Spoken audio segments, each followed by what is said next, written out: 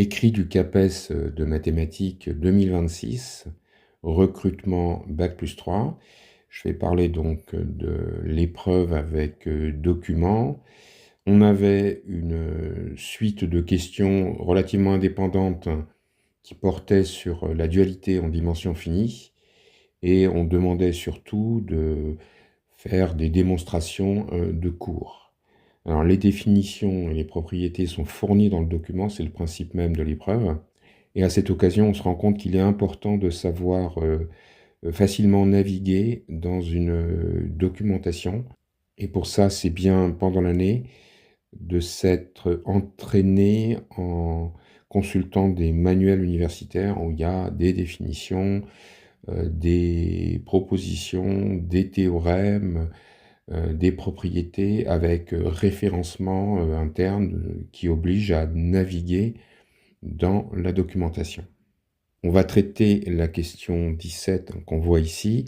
C'est la question 17 de la deuxième partie de l'épreuve.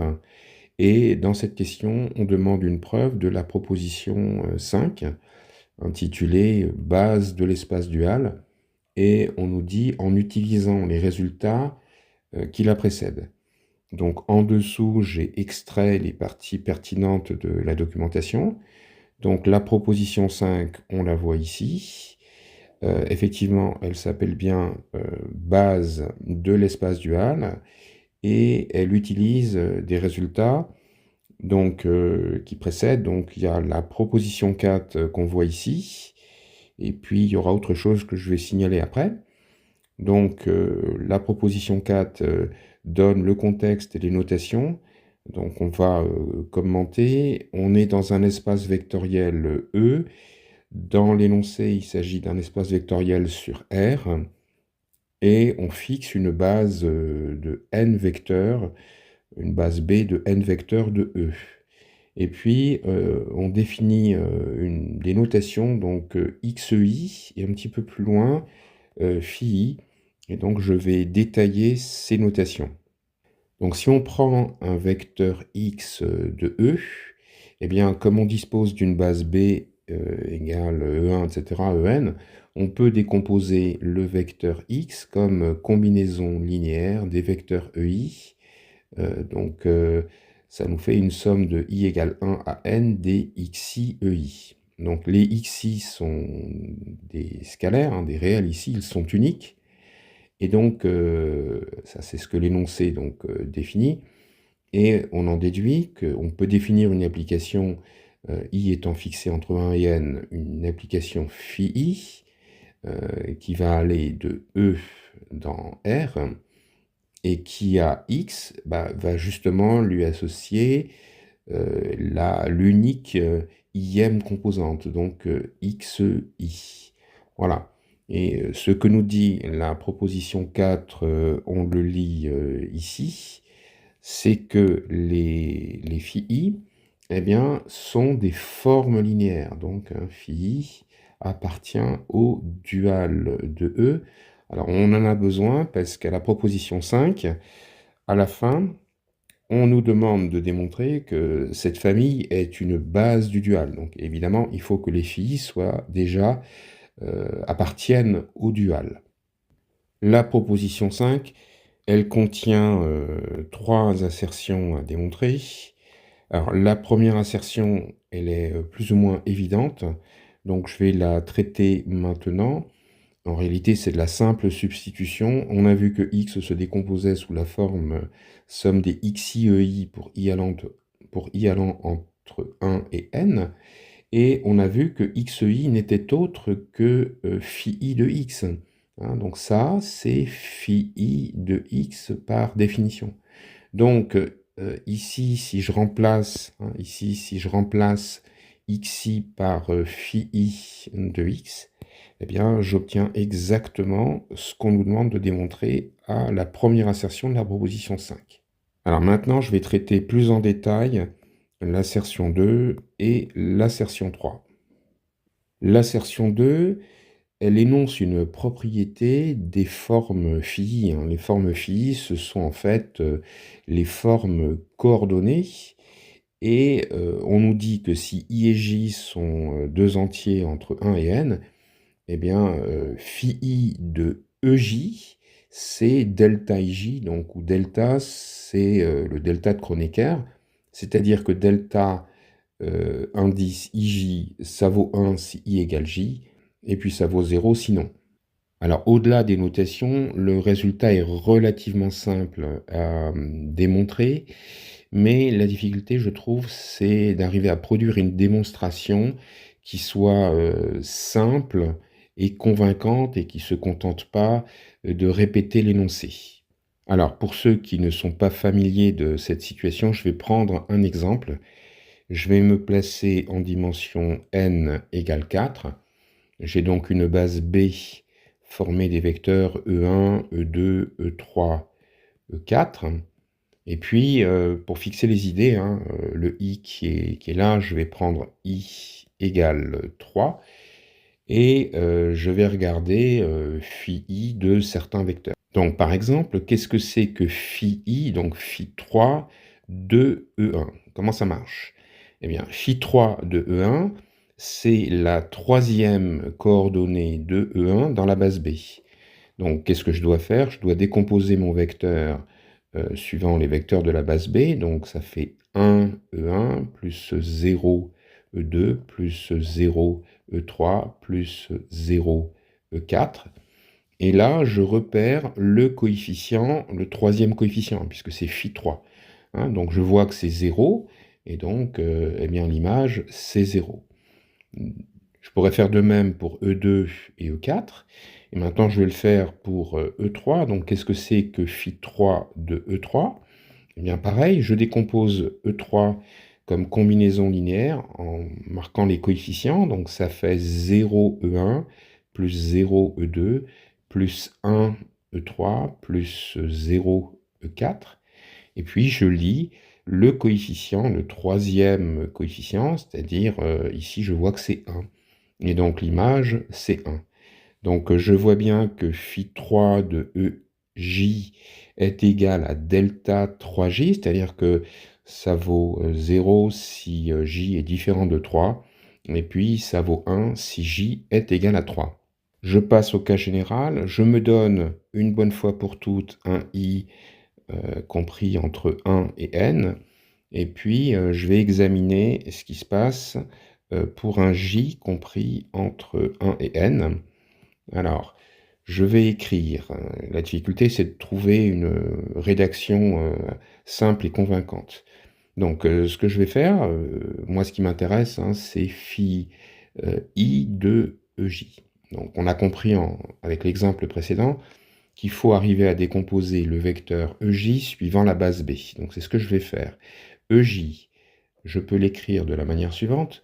Donc, c'est 1 EJ plus la combinaison linéaire suivante, c'est la somme des 0 EK pour K eh bien, variant entre 1 et n et différent de J.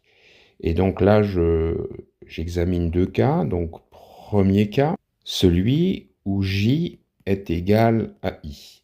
Donc, je calcule phi I de EJ.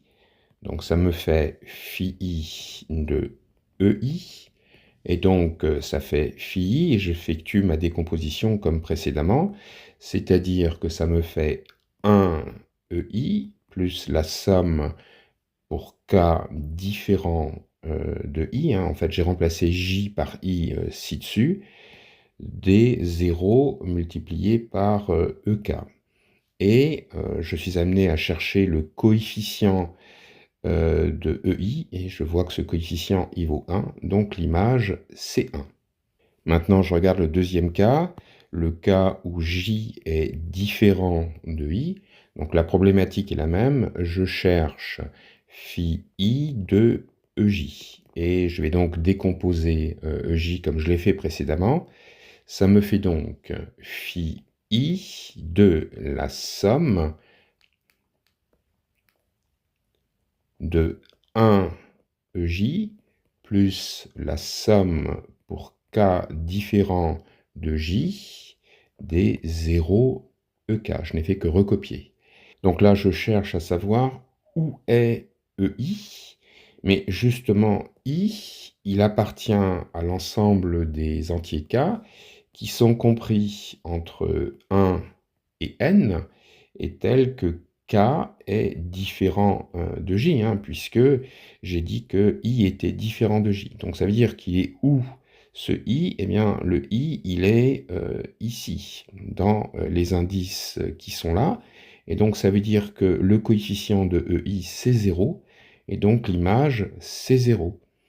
Donc, si je récapitule, eh bien, on a prouvé que phi I de J, si J est différent de I, ça fait 0, et si J égale I, ça fait 1. Donc, ça fait bien delta de IJ comme annoncé. On revient à la proposition 5, le dernier point à démontrer que voici. Il s'agit de prouver que la famille des phi, hein, phi 1, etc., phi n, est une base du dual de E. Donc on avait vu que les phi étaient des éléments du dual, et donc on va démontrer en détail qu'il s'agit d'une base. Donc je vais appeler B étoile la famille formée des différentes formes linéaires phi, et on va démontrer que cette famille est une base du dual. Donc ça va se faire en deux temps. Premier temps, on va montrer que la famille B étoile est une famille libre, et puis on conclura ensuite que B étoile est une base du dual de E. Alors, le premier point, il s'agit de montrer donc que la famille B étoile est une famille libre. Eh bien, je vais appliquer la définition, c'est-à-dire que je vais me donner des scalaires alpha 1, etc., alpha n, donc les scalaires en fait ce sont des réels, et je vais considérer une combinaison linéaire nulle à coefficient les alpha i des vecteurs de B étoile. Donc ça me donne la somme pour i allant de 1 jusqu'à n des alpha i phi i, qui vaut donc le vecteur nul du dual de E, donc que je vais écrire comme ça. Et ce que je dois démontrer, c'est que les alpha i eh bien, sont tous nuls.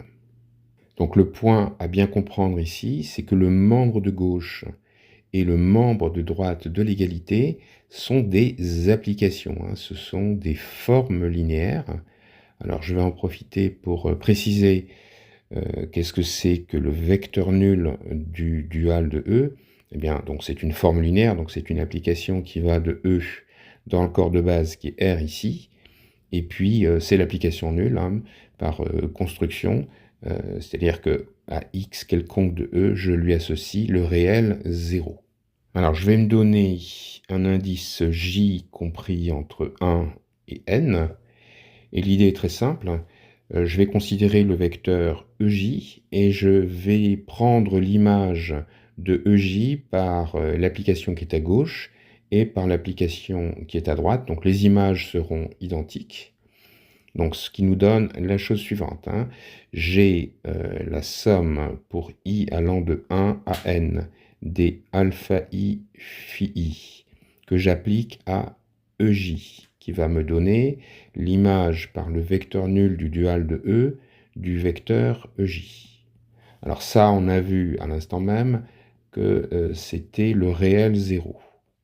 Maintenant, je vais calculer l'objet qui est à gauche, hein, donc c'est un scalaire, je vais lui donner un nom, je vais l'appeler lambda, et je vais expliciter lambda. Donc par définition des lois sur l'espace vectoriel E étoile, hein, donc par définition de l'addition et puis de la multiplication externe dans le dual de E, eh bien, je peux affirmer que lambda, c'est la somme pour i allant de 1 jusqu'à n des alpha i phi i de EJ. Hein. Donc ça, c'est un réel, et donc c'est le produit externe d'un réel, et puis d'un réel, donc c'est le produit de deux réels. Et donc ça, je vais pouvoir le transformer, parce que d'après le point 2 de la proposition, eh bien phi i de EJ, c'est delta ij. Donc ça me fait somme pour i allant de 1 jusqu'à n de alpha i que multiplie delta ij. Donc dans ma somme, i va varier entre 1 et n. Quand i est différent de j, eh bien le delta ij y vaut 0. Donc il ne contribue en rien dans la somme. Et donc finalement, ma somme, elle se réduit à son terme pour l'indice i égale j. Et pour i égale j, ça me donne alpha j, delta indice jj. Et delta indice jj, par définition, ça vaut 1. Donc ça me donne alpha j. Et on avait vu que l'expression à gauche, eh bien, lambda valait 0. Donc qu'est-ce qu'on vient de démontrer? On vient de démontrer que alpha j est nul, et j a été choisi arbitrairement entre 1 et n. Donc finalement, on vient de démontrer que les coefficients de la combinaison linéaire sont tous nuls, et donc on vient de démontrer que la famille B étoile, eh bien, est une famille libre. Maintenant, on va conclure. Il s'agit de démontrer que B étoile est en fait une base du dual de E. Donc si je reviens à la proposition qu'il faut démontrer, eh bien, il y a un commentaire, et ce commentaire dit, à propos de la démonstration de la proposition 5, pour démontrer le point 3, on peut utiliser la remarque 8. Donc si on navigue dans la documentation, remarque 8, eh bien, il est dit que le dual de E est un espace vectoriel réel de dimension n. Donc n, ici, c'est la dimension de E. Donc on va utiliser cette information pour conclure. Donc, je récapitule. D'après la remarque 8, la dimension du dual de E, c'est petit n. Ça, c'est la remarque 8 qui nous le dit. La famille B étoile, on vient de démontrer que c'est une famille libre. Et la famille B étoile, elle est constituée des formes linéaires phi1, phi2, etc., phi n. Donc c'est une famille qui contient n vecteurs, hein, n formes linéaires.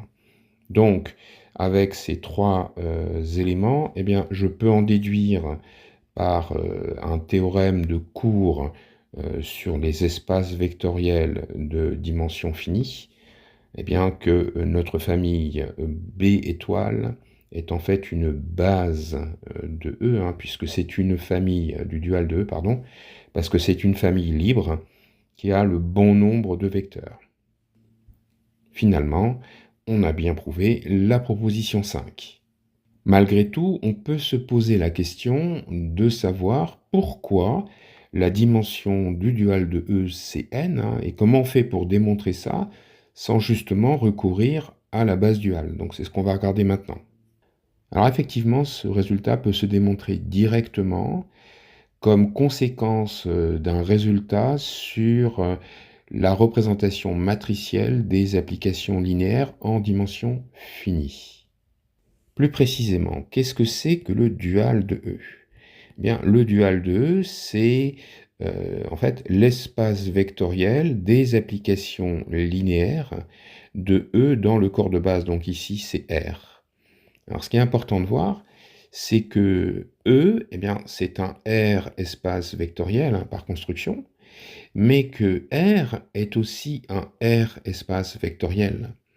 Alors, le premier est de dimension n, le deuxième est de dimension 1.